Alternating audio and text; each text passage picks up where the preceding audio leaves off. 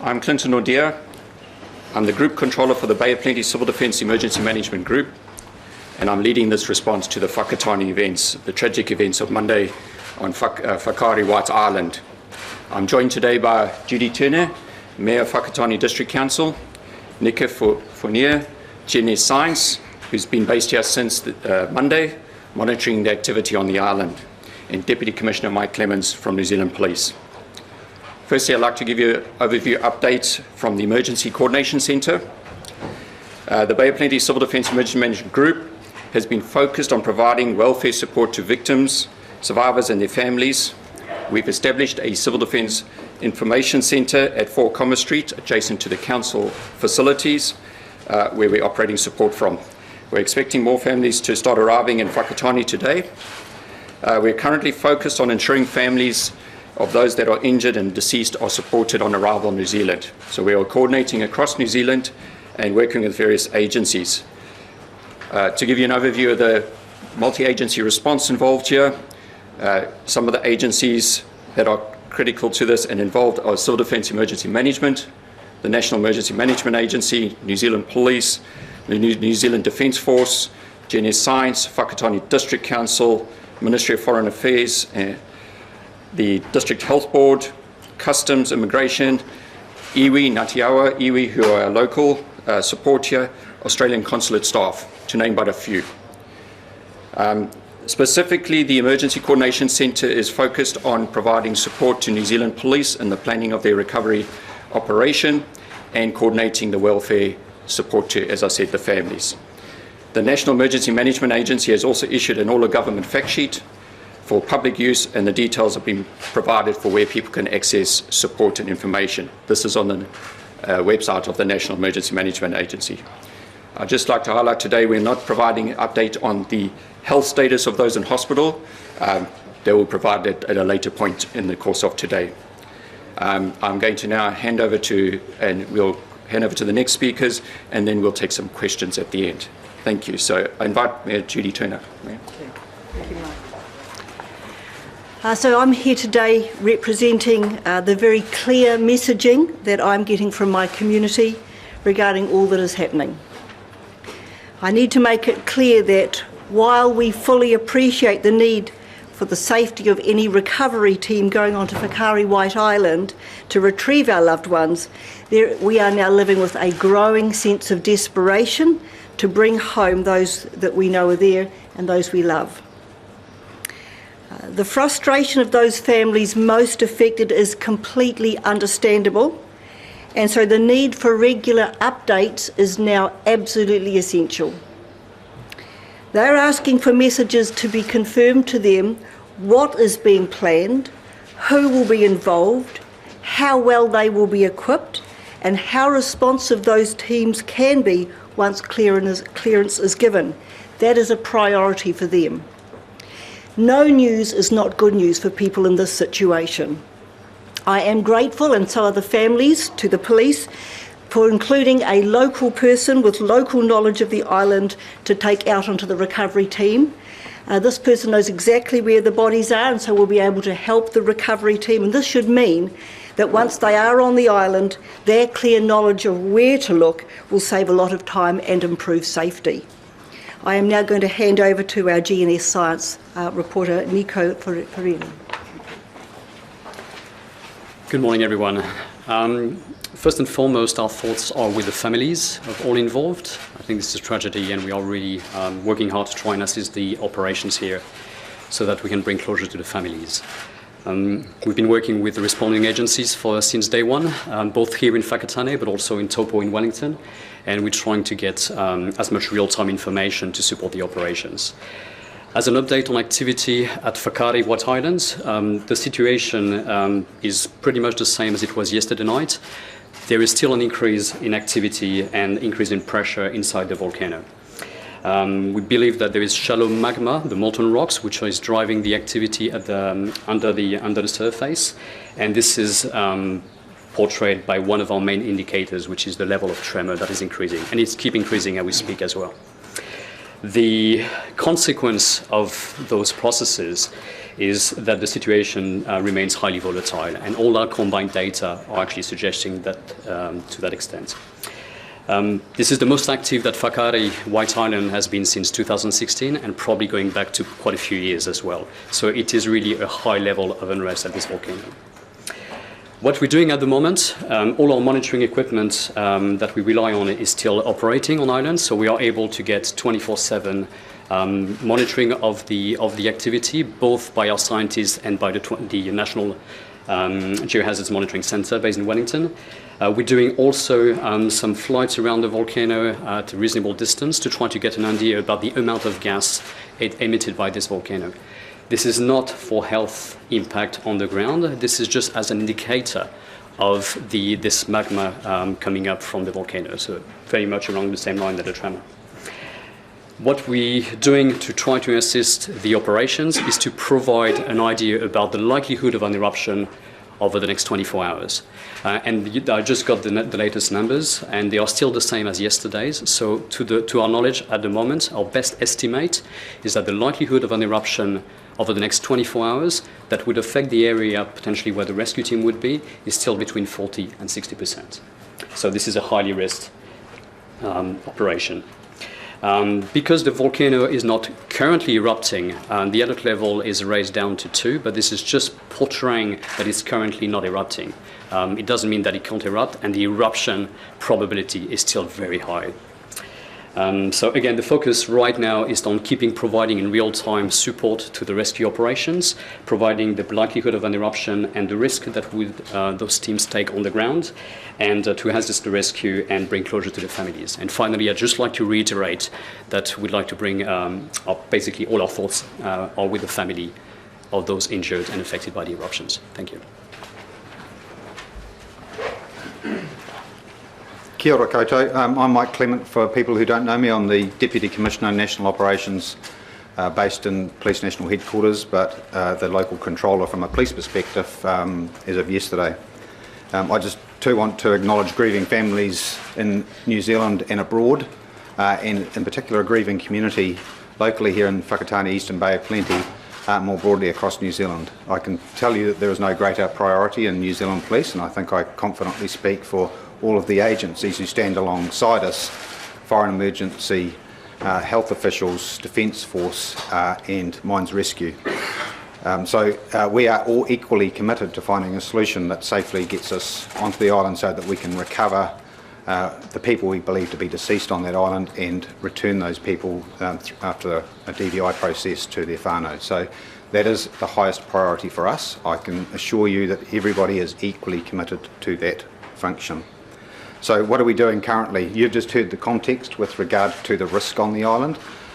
No one can ignore that, particularly us who've got responsibilities for all of our people to do that as safely as we can in context with the function that we've been asked to perform. So we have that in the forefront of our thinking. So we have a group of people who are committed, locked away in a room just downtown here, who are working, and that's the group of agencies that I just referenced a few moments ago. A group of agencies who are working away at developing options for me, given that risk profile that Nico has just outlined to you. That could change tomorrow, and so the options would include, if the situation on the island changed in terms of that interpretation as to risk, then our options would change with it. So as we are proceeding on the basis that, number one, the risk is about the likelihood of another eruption, and Nico has outlined that, and the second dimension to the risk profile that we have to take into consideration is the presence of gases on the island, and that can have a lot to do with the environmental factors, including wind. Is the wind taking the gas away from the area in which we'd have to be working to recover those bodies? So without further ado, I was just going to take any questions from you. I just want to acknowledge the fact that a group of pilots and people operators from White Island Tours who went onto the island to recover those that were living in the immediate aftermath of the eruption have rightly deserved praise from New Zealanders and those abroad. And I met with some of those, not all of those operators, but some of those operators last night, and I listened to their stories, and I'm sure that the media is listening to some of those stories too. and they put themselves well out in the front of their own thoughts with regard to their own safety in the interests of saving those that were alive on the island. They too went through a risk assessment. They might have not done it in a formalised way as we must, but they too went through a risk assessment in their own minds with regard to how long they could stay in that environment. And I believe that they made the right decision with regard to coming off the island and taking stock with regard to next steps. So I'm full of admiration for what they did. It happens often here and elsewhere, and I think they're heroes. Your questions are going to be, will we recognise them as heroes? I'm very confident we'll do that in the fullness of time. In the meantime, we're working with that group of people, and we've asked for two of those people to work very closely with us as we develop the plan with regard to going on to White Island to recover the bodies. Why was the knowledge and advice ignored up until now? Pardon me, sorry? Why have police been ignoring their advice and local knowledge until now? Well, I don't think I'd call it ignoring the advice, but when I got here last night, it's clearly that they've got a story to tell. So the people that we're talking about that I said was representing those organisations, Fire and Emergency, Mines Rescue, Police and Defence, probably amongst them there is not a person who's been on White Island. I imagine, I don't know for sure, there might be, just by chance. The reality is what we did this last night was listen to them, because they've got incredible experience, some of them decades, with regard to going on to White Island, and so we need to make sure that we factor that in terms of the plan that we develop with regard to going back on there. It may or may not involve them directly, but it certainly will involve taking their thoughts with regard to their experience of the island. Mike, can you get them off today? Can you get those bodies off today? Well, you just heard about the reality is we can do anything, but as the officer in charge here locally in Whakatane, am I going to do that given the risk that you've just had detailed to you? Not without a clear plan that's agreed by all of those agencies who have responsibility for their people to do it safely or in a way that's in context with the tasks that we've been given. That is to recover people we believe to be deceased. So could we go on and do it today? Yes, we could, but you've just heard Nico outline the risk that exists on the island. So at no time in the last 2 years, probably longer, has the risk of further eruption been greater. So I think you can all stand here and appreciate the sorts of things that as an organisation or as a lead with regard to the recovery that I've got to consider in that regard. So the answer is, could I? Yes, I could, but the real question is, can I do that in context with the risk and with my obligation to keep our people safe? Is there no at the moment? Well, if you're asking me for an answer right this second, I would say no, because I don't have a plan that satisfies me that the risk is able to be mitigated to the extent that I need it to be mitigated to keep those people safe, given that profile that Nico has outlined to you. So I think everybody can appreciate, right? We've got a level of activity on the island with regard to the potential for further eruption that is unprecedented in the last couple of years, potentially longer, and I simply can't ignore that, and I'm pretty confident everybody listening and you folk will understand the reason for that. Can I indicate who's coming next? Otherwise we'll... Would any plan mitigate the current risk if the risk remains where it is? I don't think, we don't approach this on the basis of mitigating down to zero, so I'm not being ridiculous about it. So what are you comfortable with? So at the end of the day, what I have to do is plan for a range of options. At the moment, the risk of an eruption, you've heard Nico say to you, is in the range of 40 to 60%. At the moment, unless we can mitigate, and that's what the options development is attempting to achieve, down to a level where I think that I've got a degree of comfort as the person making the call with regard to what we do next, then we can't make that call. So, Mr. Clement, you'll appreciate Mayor Turner was saying that there is a need for the families to be informed, to understand what's going on. There is a growing frustration about what happens next, who's doing what. Can you assure the families that there is going to be a time frame, at least, of when those bodies can be recovered? Because as time passes by, the status of those bodies, the conditions of those bodies is also concerning families as well. And we heard one of the brothers speak earlier. Yeah, so I understand all of the factors with regard to what we're playing up against here. So number one, I can't give an assurance around a timeline because the reality is I don't control all of the factors yet. So you've had the risk outlined to you. I don't control what the volcano is doing in terms of eruption. So until I can get a really clear sense of what the risk is with regard to the likelihood of eruption in context with the plans that we are developing then I can't make a commitment to these families. This is core to policing, is making sure that the people who are nearest and dearest to those that are impacted, particularly those that are left on the island, is in the forefront of our thinking. It's what drives all of us. There won't be a person in the room that has got more passion about going onto that island than police staff. We are all deeply passionate about getting onto the island to recover those bodies. I give that commitment to this community, to those whānau, whether they are in New Zealand or abroad. I know everybody is watching. I have conversations with colleagues in other jurisdictions about the approach that they might take. And we are all burdened with the very same challenge when it comes to the decisions that we have to make. I understand completely.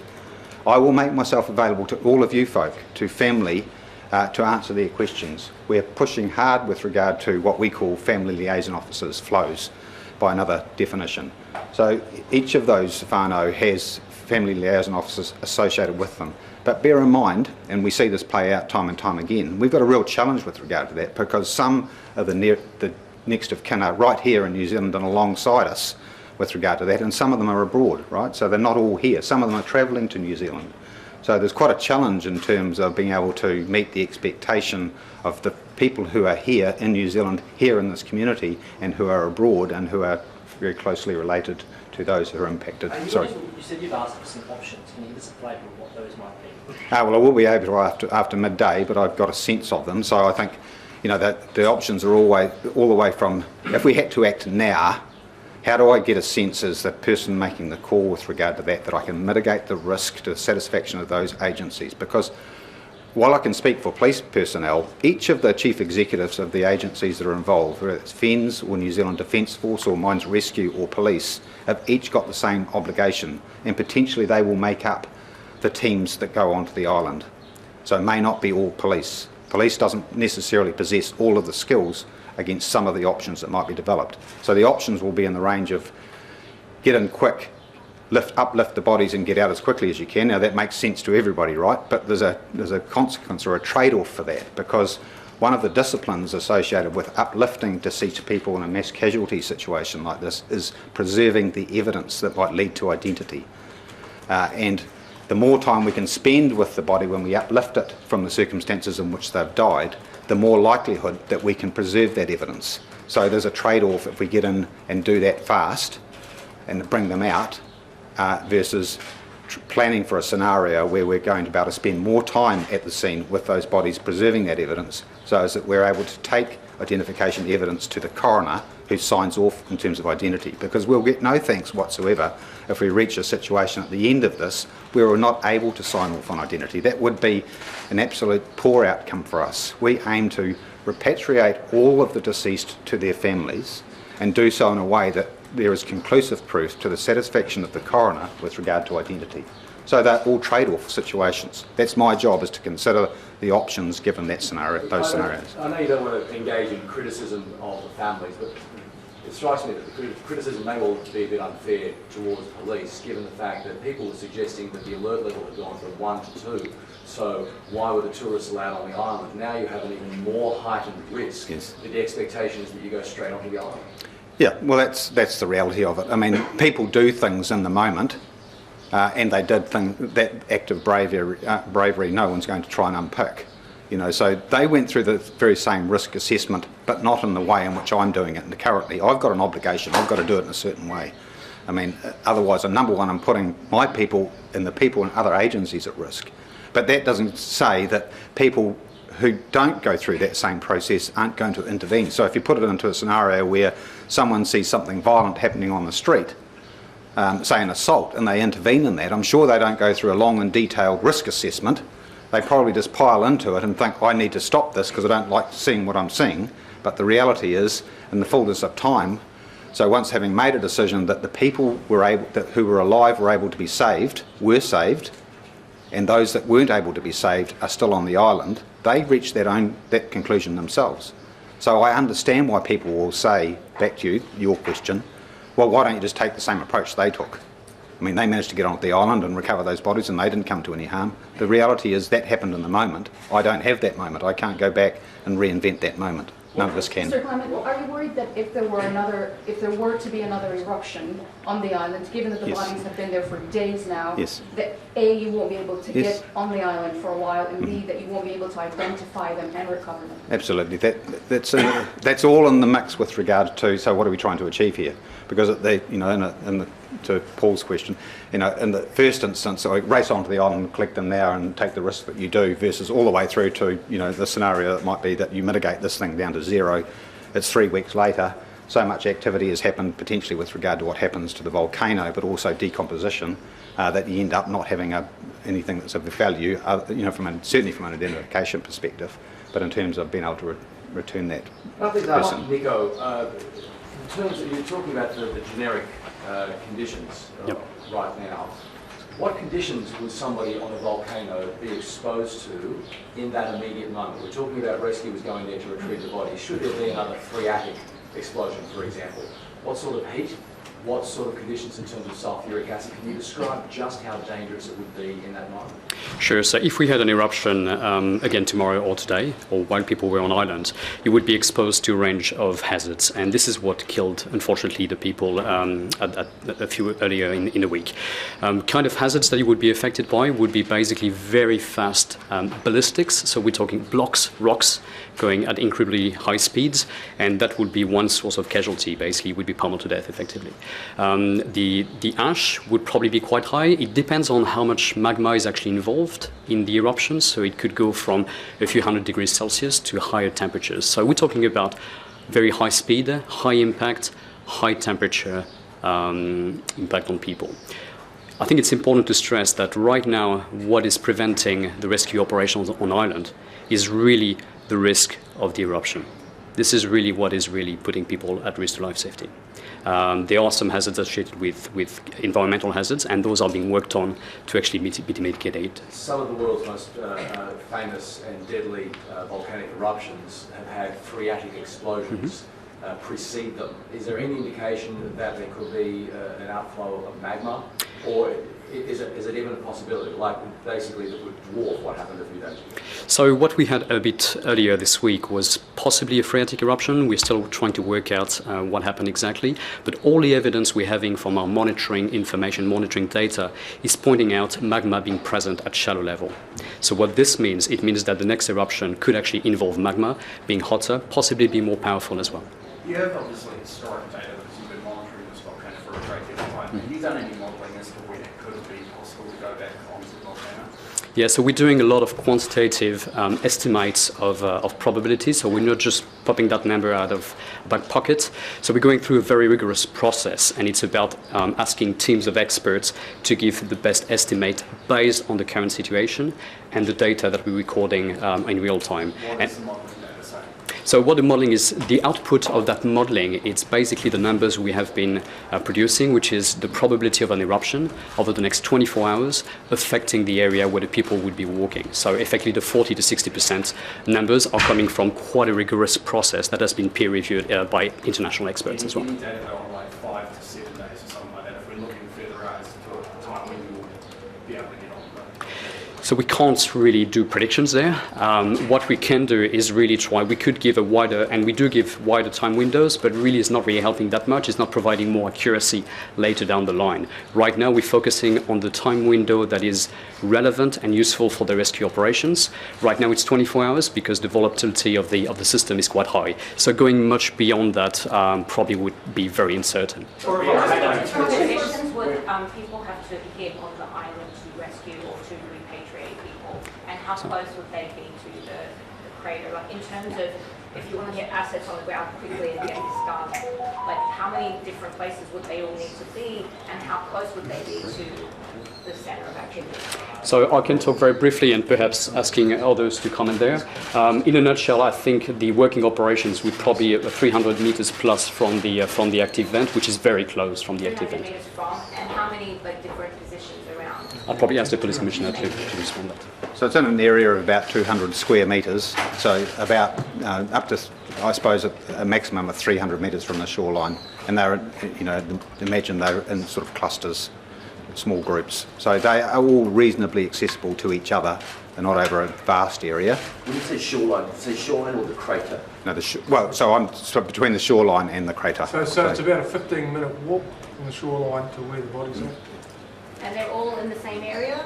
Well, broadly speaking, within an area of about 200 square metres. Like the official toll is at 8, and there's also 8 people believed on the island. There's also a missing list of 9 people. That's right, yes. Will there be an effort today to consolidate and provide more sort of accurate, precise information around it? Yeah, so I think most of you appreciate the problem we've got with regard to identifying. So we don't identify people. That's the role of the coroner, and I'd have a very grumpy coroner if I said to you that we've made identifications outside of that process. What experience tells us is that people want to know, and people already do. So there's people out in the community who can do their own reconciliation, because there's 47 people went onto the island. There's a group of people who are in hospital, and so they work out, of course, just like you will, that there's a group of people, some of whom we've got the identities for, who are missing, presumed to be dead. So that's why we've put up the list. So there's 16 in that category, 8 people who have deceased who are either brought back to the island, arrived back on the island. Some of them were already deceased, and since 3 more have died in hospital. Right, so that makes a total of 8. And we believe there to be, but we need to confirm this by going onto the island and collecting the bodies, but having debriefed the people who were on the island who took them there and who went to the island immediately afterwards, we believe there's 8. But that is subject to final confirmation. So the group, so I just need to answer the question, because I think there's a bit of confusion about the 9. So how do you get 16? 8 and 8 equals 16, so how do you get to 9? So the 8 we can say that are missing with a reasonable amount of confidence, because we can't reconcile those 8 names with the people who are in hospital who have been discharged, right? The 9th is the person that we don't have enough detail to be working with a next of kin to say that we are confident that we've got an identity subject to confirmation by the coroner. So that's why there are 9 people in the mix. 8 on the island, and 1 of those who's since died in the hospital, making a total of 9 out of the 16 total. Does that make sense? 2 more questions. Can I this updated, because we understand Grant Dallas can be saying that he has been found, but on the police list it says he's still missing. Right. So the problem we've got is where there's a process underway with the coroner. So the 9, there is no process underway. So the terminology is important here. Is missing. Police it's not the role of police to name them as deceased. What we're saying is they are missing. Where there's a process underway that's now in the hands of the coroner to work through a DVI process to name them after the coroner is confident, having gone through a post-mortem and identification process, to name them. We're not at liberty to do that. So what we've tried to do is reach an accommodation to say is, of the people that are not in that process yet, that we will name them as missing. That's the 9 who are named as missing. As the process works through with regard to the other 7, is my maths right? Someone tell me. So we've got 8 who have died having reached the mainland. So as that process continues and the coroner signs off on those identification processes, then those names will be released as confirmed identities. In the meantime, we've got a problem naming those that are already in the mix. We are working with the next of kin. So whoever raised the point with regard to that, that is right. So the next of kin will know that we are confident that we are working with their next of kin who is deceased, but the decision about putting the name up on the website is not ours. It's got to go through a coronial process. Can I ask for 2 minutes? You've heard our priorities to get out there and plan. We'd just like to get back to there, so if I can ask 2 minutes. Are you worried that there's a scenario where you will not be able to recover those bodies? Of course I'm worried. I'd be, like everybody else, worried that we don't get out there to recover those bodies. And it's my job to make sure that I push the planning team to ensure that doesn't happen. But I don't control everything at play here, okay? So, I mean, to the questions that were asked before, if the science, as it's predicting, that an eruption has got a 40 to 60% chance of reoccurring, and that happens, and before I've been able to commit and mitigate that risk to a satisfactory standard to be able to get people on the island to recover those bodies, then of course that worries me. That would be a scenario that I wouldn't want to contemplate, and I'm sure that would go for everybody. Mr. Clement, is there a level of risk that you are comfortable with as far as the likelihood of another eruption to get down onto this arc? Well, that's what I have to be convinced by my team, who's going to be talking to me with those options, and the 2 local operators at midday today. So at midday they will come back to me and say, here's the risk in terms of what's happening on the island, we're on the mountain, and the environmental factors. Here's our options development, and I've got to go through a process of saying the very thing that you've just asked. That's the job that I've got to do. Is there any circumstance in which you would circumvent what the rules are, in inverted commas, in terms of the coronial process? Identification is one thing, but obviously cause of death is something that is so obvious it doesn't need further examination to mitigate the risk of having to stay on the island for so long. I mean, can you just get in and get out and forego the burden of evidence? Yeah, well, we wouldn't be foregoing it. We would just be taking away some of the indicators that lead to identity. So, I mean, personally, I think that's a trade-off for the option that will be presented to me, I'm confident, at midday, is to say, well, okay, if one of the options you want, boss, is to get in and get those people off the island quickly, then I'm telling you now you run a risk that we lose some of the identification opportunities. I'll buy that probably. I think, in the interest that we're all thinking here is, wouldn't it be better to have the body in a state that's acceptable and forego? Now, that's easy for me to say, and you'll all nod, but if you're the next of kin and we don't get an identification as a consequence of taking that process, they are not going to be happy, and I would understand that, and so would you. Would you seek a consensus from the next of kin that they're happy with that outcome? That's a possibility that we would do that. We would go to them and say, this could be a consequence. And I need to know how sure that is. I mean, there's not just one factor that we consider when it comes to identification. There's fingerprints, there's DNA, there's visuals, although visuals less reliable, particularly in these circumstances. There's a range of factors. So I don't think we're going to die in a ditch over a process that's globally practiced and consistent. Because the reality is we have to play that up against the circumstances, and no one controls the circumstances. So, I get the sense in the room, and it sits with me also, is that get those people off and then deal with the trade-off that comes as a consequence of that later. I think that's a real possibility, but we haven't reached that point yet. Okay. We heard earlier that the predictions can't always be accurate and that you can't give longer term predictions. How can you give assurances that it was safe to go on if predictions are so close to the wire? You said that in the next 24 hours, obviously your own updates changed during this, covering this incident. If you can't give long term updates, how often do you update tour companies like White Island Tours that go to Volcano? Have you looked forward surface? So I think there is a little bit to unpack here. So at the moment, we provide those updates to the rescue operations, and really the aim is to provide as much, as precise information as we can give, as accurate information as we can, to all of those guys to make the right decision for their staff. But what I'm asking is, what data were the companies working on to know that it was safe to take people out to that island? If you can't predict that far ahead. So this is not a conversation, I think, to have with me. I think what we provide is information through the alert level and through this kind of updates, and we've been providing those over the past few weeks, effectively. Then the decision of bringing people on island is not mine, and not mine to comment, to be fair. At what point would GNS be sending scientists to a volcano if it had a threat level of eruption of up to 50%? Like, is there a number that you would not be sending people? Yeah, there are numbers. There are numbers there. I probably won't get into the details there. They are basically much lower than what we've got right now, effectively. So the level of risk right now is far too high for sending one of our staff out there. The level of risk is one part of the conversation. The acceptability of risk is another one. And of course, this changes. You wouldn't jump in a car which is engulfed in flame if nothing, you've got nothing in there. If it's your child, you will. So that acceptability of risk is the important conversations, and it's not the same for a scientist, for response agencies, and everybody is well aware of that. Thank you, ladies and gentlemen. Thank you for your time. We will be back with more briefings for you. If you could just excuse us, we'd really like to get back. We've got a 12 o'clock deadline to get back.